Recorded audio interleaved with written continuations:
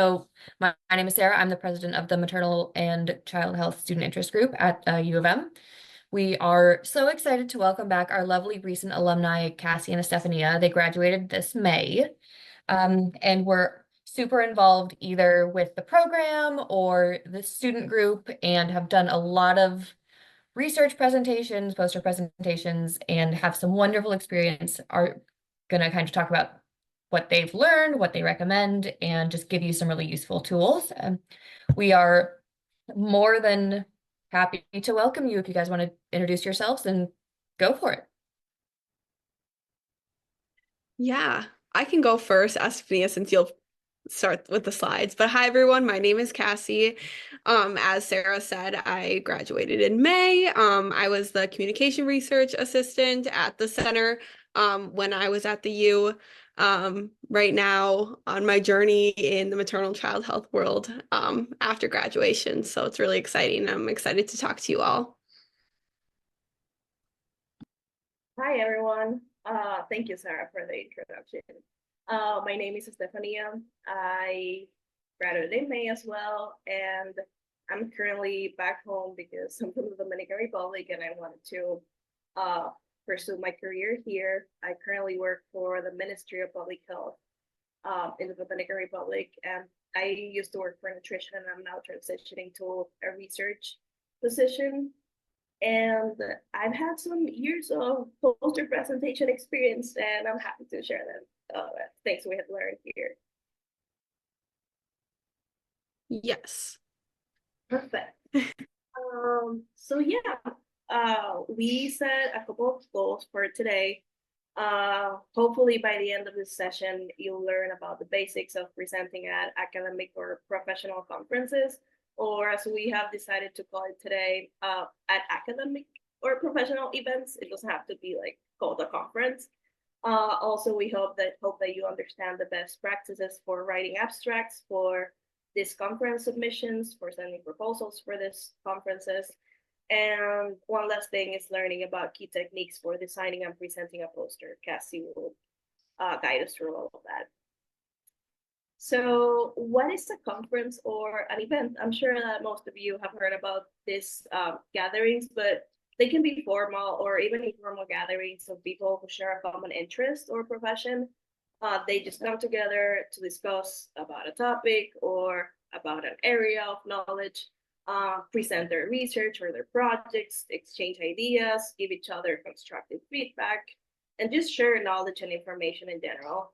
And I didn't put this here, but at some conferences, you might find opportunities to also advocate for things you're passionate about or about things that should change. So that's also an opportunity.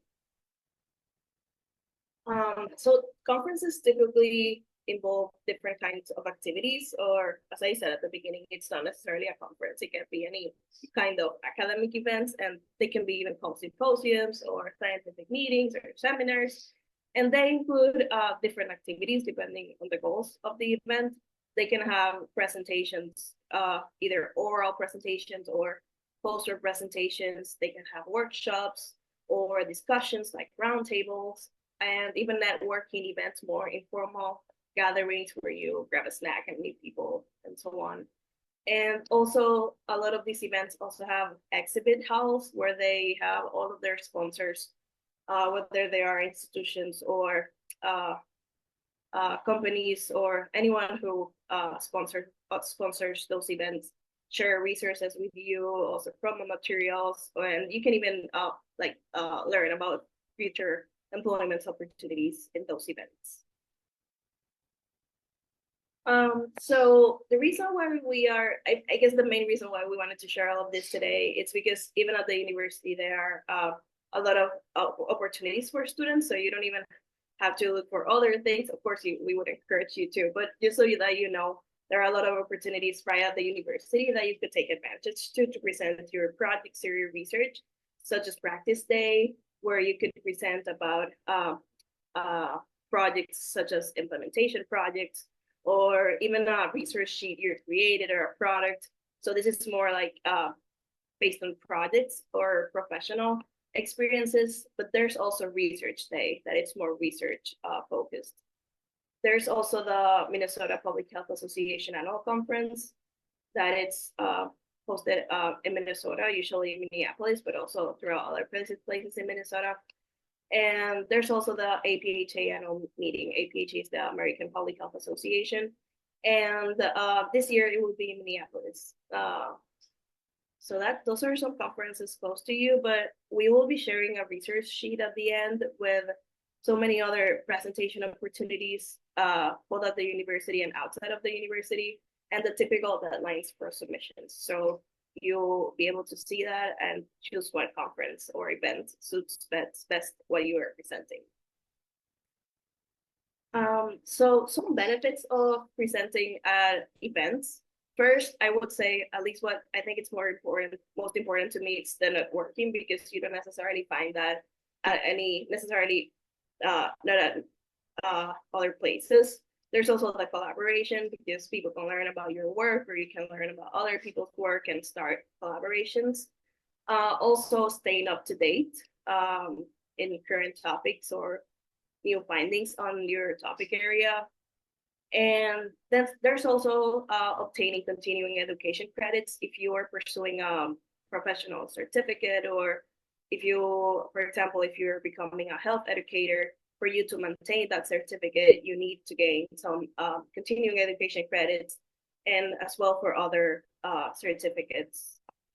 And then another thing of conferences is that, of course, you can present in conferences, and by that, you can benefit the field that you work for by adding more knowledge or your experience. Also, you can gain constructive feedback from even experts in your field. You can boost your CV, because all of these presentations, you can put them on your CV. And you can also improve your public speaking skills, and that's helpful for any profession. And lastly, you can start slowly building your confidence and just presenting your work, gaining more confidence on the things that you do. And you'll start seeing how useful it is, not only for you, but for the people, for the attendees at the conference, for them to learn what you're doing. We have some presentation formats in conferences. There are more than what I'm presenting here, but some examples could be the oral presentation, that it's also called a podium presentation, because you're typically standing on a podium. And that kind of presentations usually have PowerPoint slides and are followed by a Q&A session. And we also have the poster presentation, which is what we're presenting about today, in which we have people, all of them sharing their printed poster, or even their digital poster on a screen or something like that. And there are just a lot of presenters, and each attendee goes by each of the posters, learning and discussing with the presenter. So it's a little bit more informal. Then we could have panel discussions or even lightning talks. I don't know if you've heard about the one that they have at the university during research day. It's called the 3-minute thesis presentation, in which PhD students present their thesis in 3 minutes. So it's also kind of a contest where they evaluate the presentations, and at the end they give prizes to the best presentations. And lastly, we could have workshops as well. But today we are going to talk in depth about poster presentations. So what can you present at conferences? I would say that you can present almost anything, even things you create during a class, and I'll give some examples at the end. But it doesn't necessarily have to be only research. You can also present interventions you've done in a community or anywhere.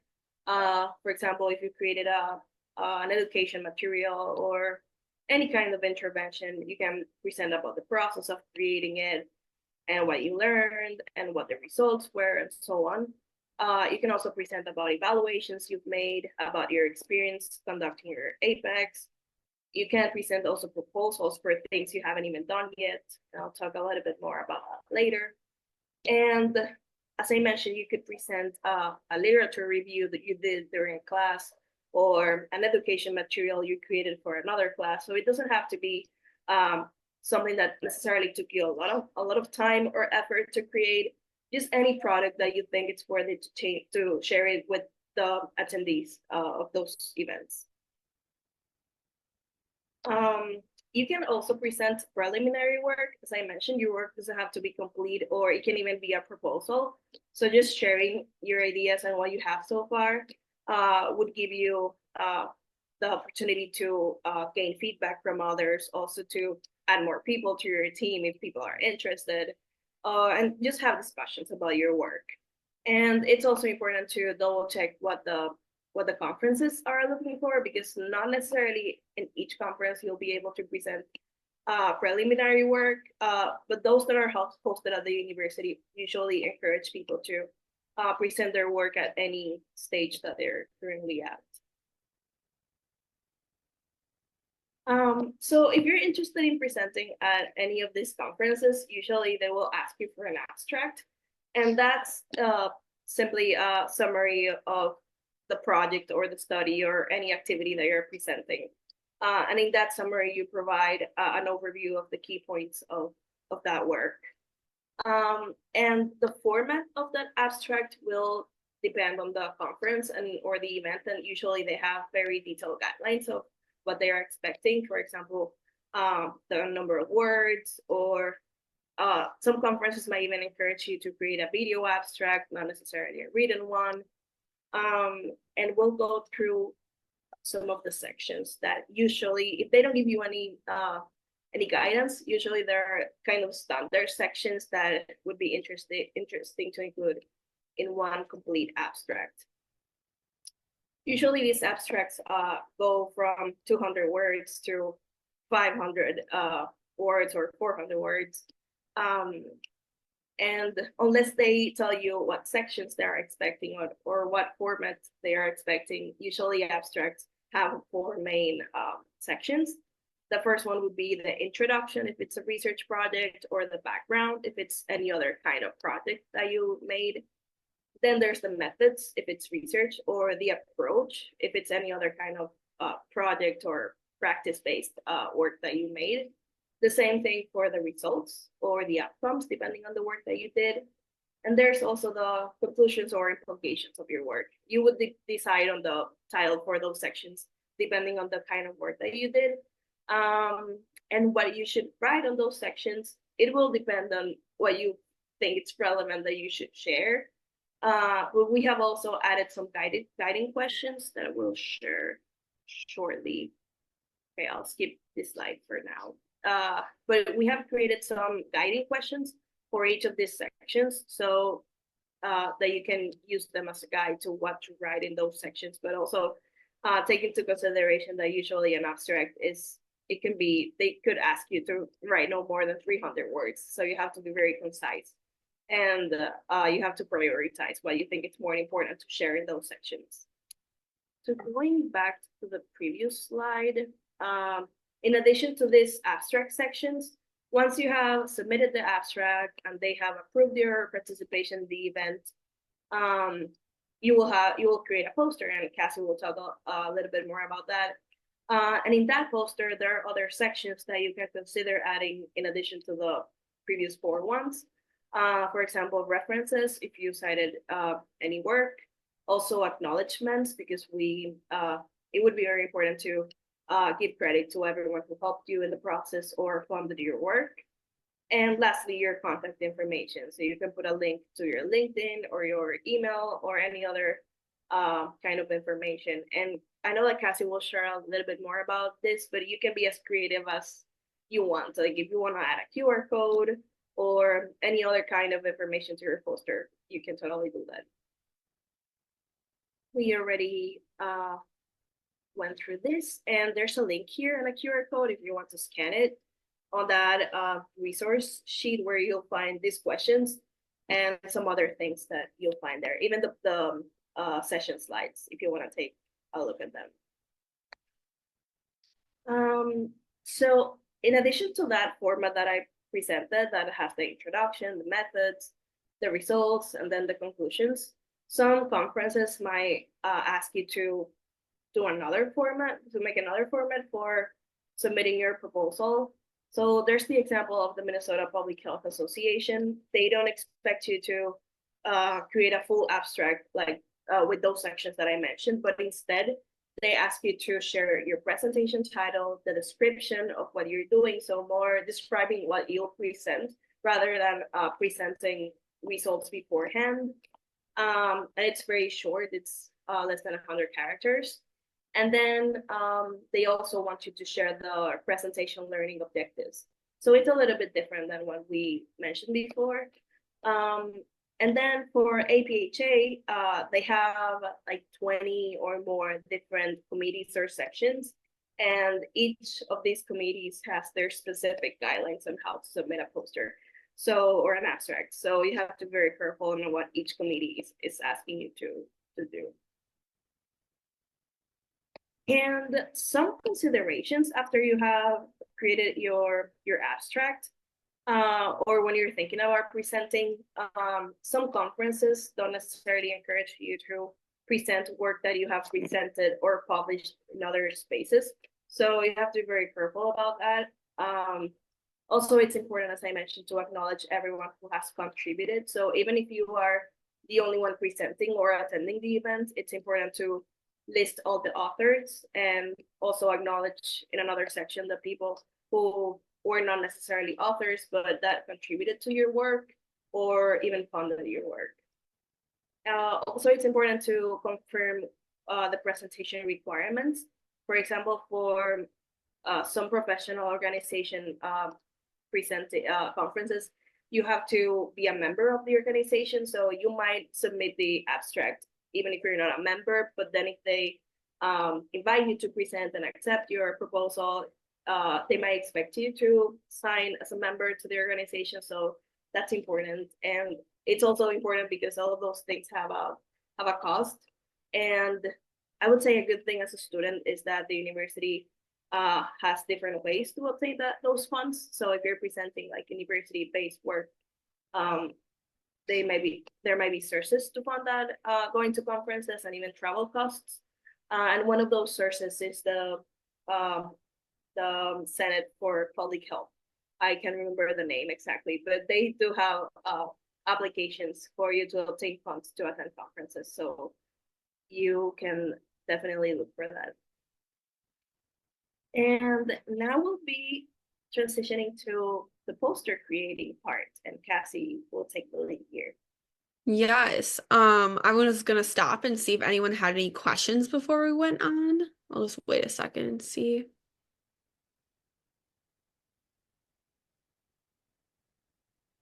Okay. Just so you guys all know, my allergies are a little bit crazy right now. So if you hear a lot of sniffles, a little bit of coughing, that's why. But yeah, so I'm gonna go through the kind of creation process or like designing your poster side of it. And I just want to say going into this section that it's really like designing your poster is very subjective to you and your goals and what you want to share and even your skills too when it comes to designing poster and your time. So really I'm just kind of giving like some examples of things, so maybe some guidance, some things to consider, but in the end, really you just want to make sure you're presenting your work the best you can. So yeah, so I'm going to go through 4 different sections here. So we're talking about planning your content, with which Estefanía kind of talked about, but I'm just going to go over a little bit more. Designing your poster, finalizing that poster, and then presenting the poster. So if you want to click ahead. Thank you. Okay, so when you're planning your poster, I put on here, you really want to like decide what those main points are. Estefanía really talked about those abstract sections earlier, but you really want to choose and lay out what you're actually going to write on your poster before you make your poster. So I recommend doing like a Word doc, a Google Doc, and kind of writing out those sections and tweaking them in that area before you put them into your presentation. Just makes it a lot easier and flow a little bit better. Make sure that you have all your research in place. You might have to do some background research on your topic. I'm just thinking about like one of the posters I presented, the organization I had come into a little bit later. And so there was a lot of things that had happened before I got there. So it's really important for me to have those conversations to be able to build that background section for the poster.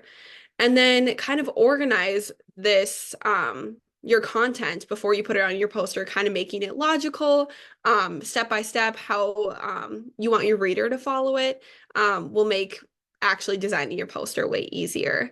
So if you want to go to the next section. Thank you. Okay, so designing your poster. There are multiple different websites and platforms you can use. Some of the most common ones I would say are like Google Slides and Microsoft PowerPoint.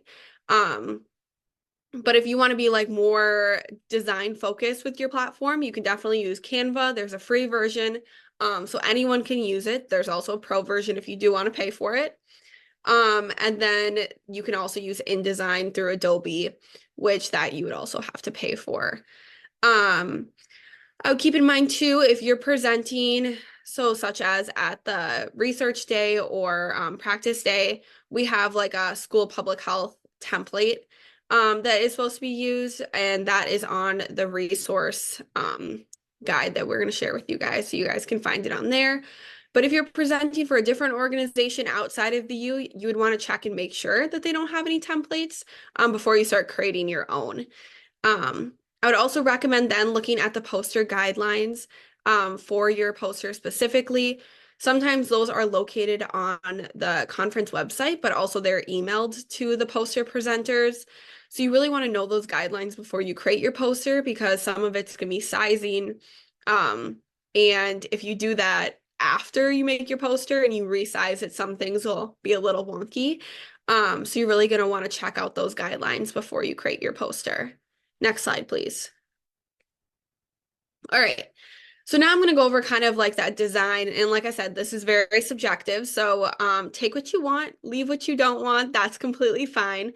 Some layout don'ts though, I just threw these two on here. You can see they're both very busy, very word heavy. It's kind of hard, like where is my eye going to when I'm looking at these posters? So you just really want to make sure that you're presenting your material clearly and concisely. A lot of colors too. Those can be very distracting to the actual content. And using a colored background isn't always the best option to see the text like in front of it. So I'm just throwing those ones out there. And then if you want to do the next slide, I have some more. These are I pulled from Pinterest. So these are some layout do's, a little bit more clear, concise. You can kind of see the graphics that are on it are really pulling you in. The colors are going with each poster. They're not just like random. So they follow just those types of rules. If you want to do the next slide. And then here's two more. These are more like, I would say more infographic-y. They have a little bit more of those, I'm trying to think like elements on them. So really just look at what you're presenting and really understand like how you can make it stand out to someone, even if they're just walking past your poster. If they're looking at it for 1 minute, what do you want them to take away from it? Yeah, so if you want to click on the next slide, Estefanía. Thank you. Here are two examples of posters me and Estefanía have created. Well, the one on the left we created for, that one was Research Day. And then the one on the right I created for the Minnesota Public Health. It was a SOFI conference and they did it in Duluth the last year. So that was a cool event to go to. And we have some more of these examples on that resource sheet as well. If you want to click forward. Perfect. And then I had really just be creative. Like I said earlier, these are some more infographic elements. And so I kind of like picking and choosing and pulling from different sources. I really love using Pinterest to look at different like infographic elements and to see what other people have done for posters to really like pull from and like lead what I create going forward. So next slide, please. Yeah, so then some things to think about when you're designing your poster. One of the biggest things is accessibility. I'm not going to go a ton into this just because it kind of depends on where you're presenting and how you're presenting. I know that APHA has some accessibility guidelines that they would like you to follow. And those are also included on that research page. So you can find that talks about different font styles. They want you to use a sans serif font. So fonts that don't have the little feet attached to them. So the font that we have on there, the main font that we're using, those ones don't have feet. So those would be an acceptable font. The Your Poster, that's a script font. So that's completely different, and that would be hard to read on a poster. And then going forward after that, we're looking at some of the graphics, colors, and fonts. Oh, real quick, sorry, Estefanía. Those are things that you can use to kind of pull your audience in.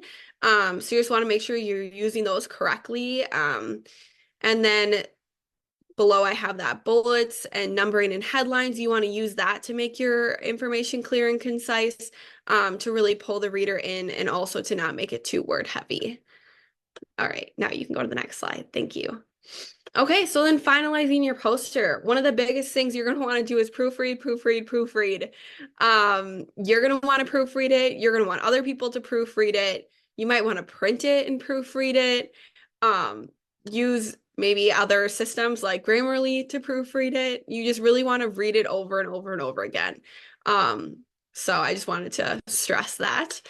And then next would be possibly printing. It kind of depends on your type of, the type of conference or where you're presenting. So some of them, they might have screens that these posters would go onto, so then you wouldn't have to worry about printing. Research day and practice day, they actually print them for you, which is really nice. So you don't have to do any of that, and you can actually take them home afterwards if you want. But for other conferences like the Minnesota Public Health Association, you're going to have to print them yourself.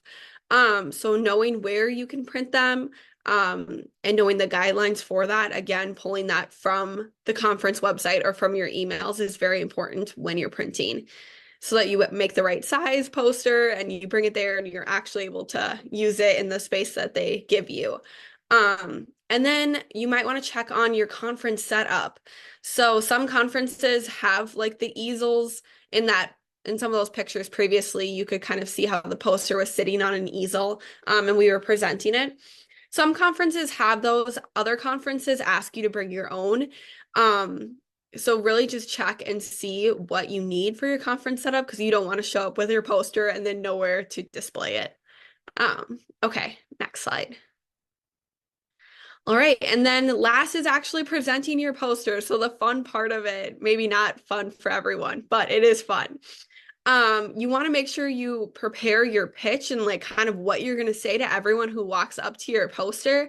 We really recommend that being like a 1 to 2 minute speech covering the main topics of your poster. And then also add any fun pieces to your poster. Like we talked about, that QR code. You could create printed summaries of your poster. You could share photos. Me and Estefanía did that. We had a little like slideshow photos at one of our when we presented, and so people could look at the different photos from our Apex experience. You could give something to attendees. Some people call them like swag, things like that. I also saw this one on LinkedIn recently. I was just telling Estefanía, but it was like the poster had like a little cutout, and then there was like a circle behind it. So then they were like able to spin the circle and then see different parts of it as they spun it, so they could share and kind of like tell a story. That was really cool. So just kind of be creative, think out of the box. You don't have to make the cookie cutter poster. You don't have to make it what everyone else does.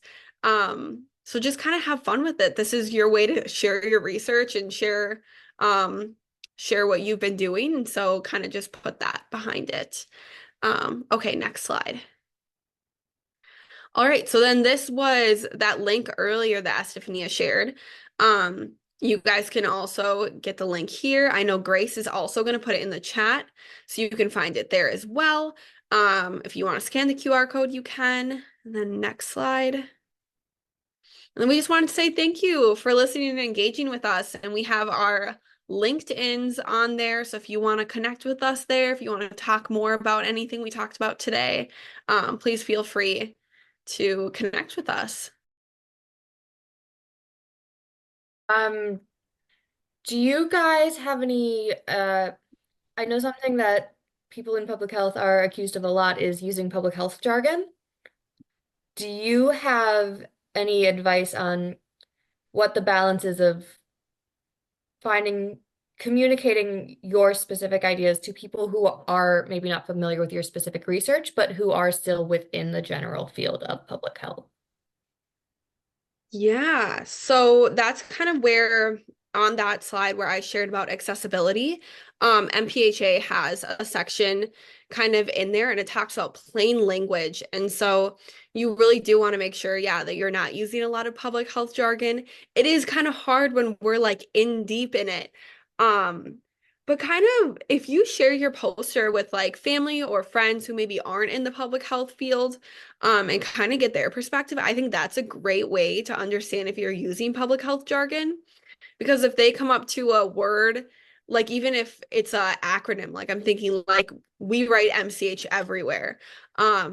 If they see that acronym and they don't know what it means, then you know that you need to like explain that.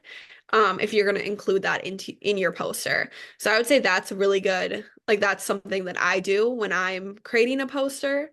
I don't know, Estefanía, if you have any other Yeah, tips.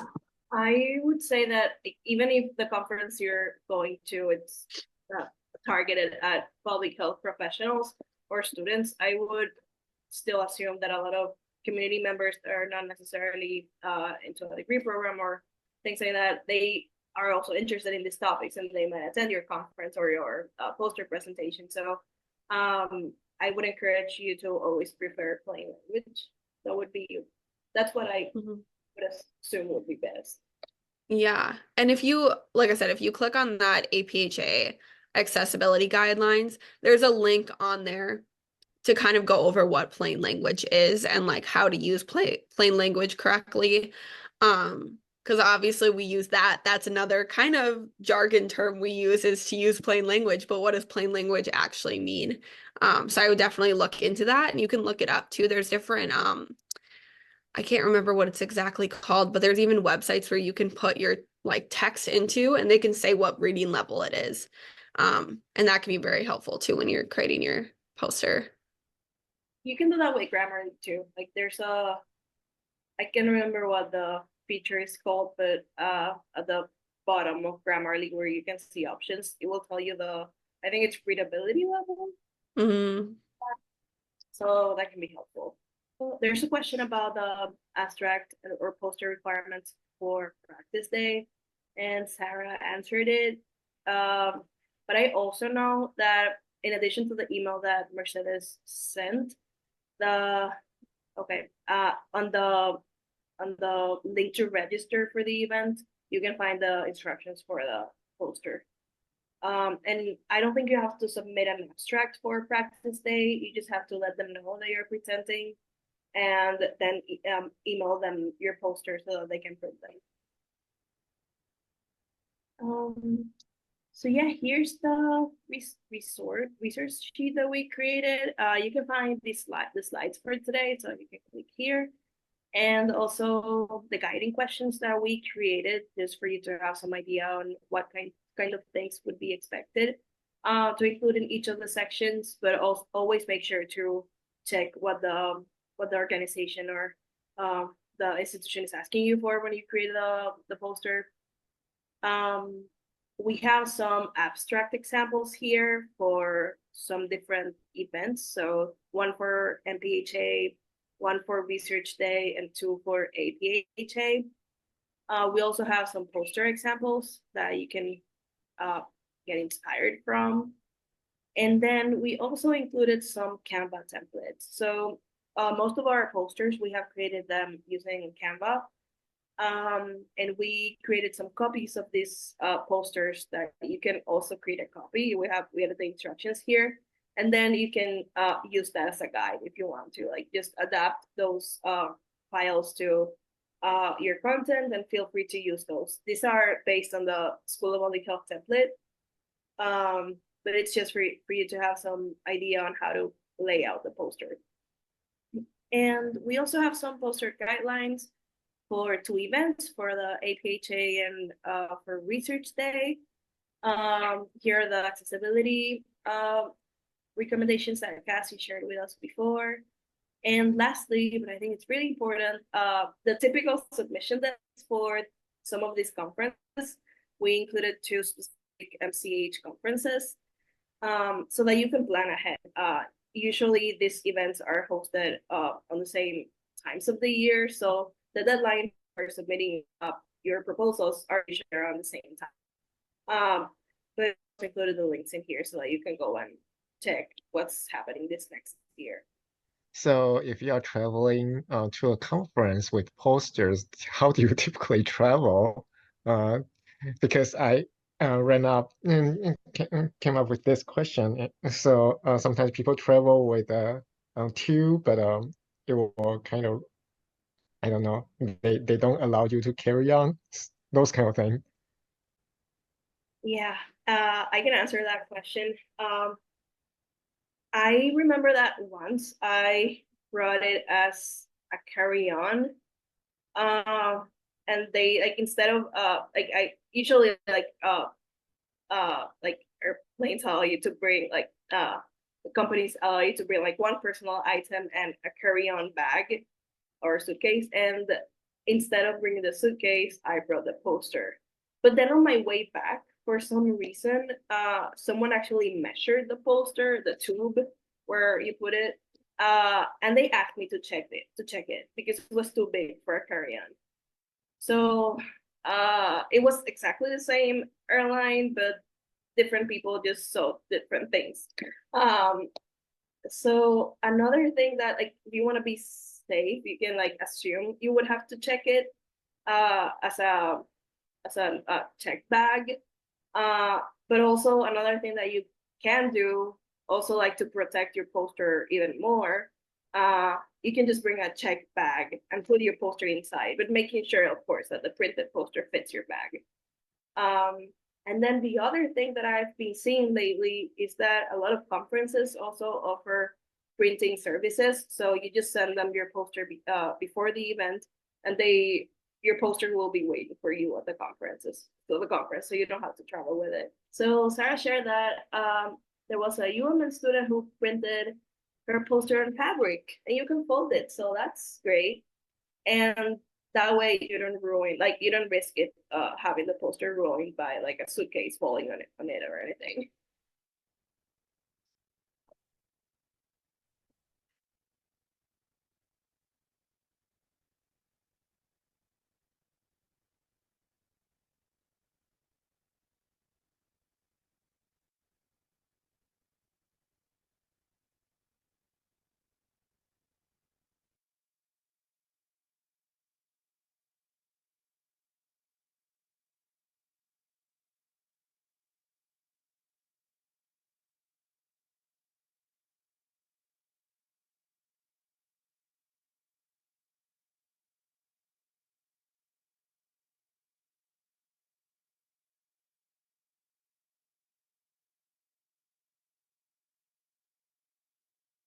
Okay, well, if no one else has any questions, it looks like the chat, everyone's answering, so that's really great.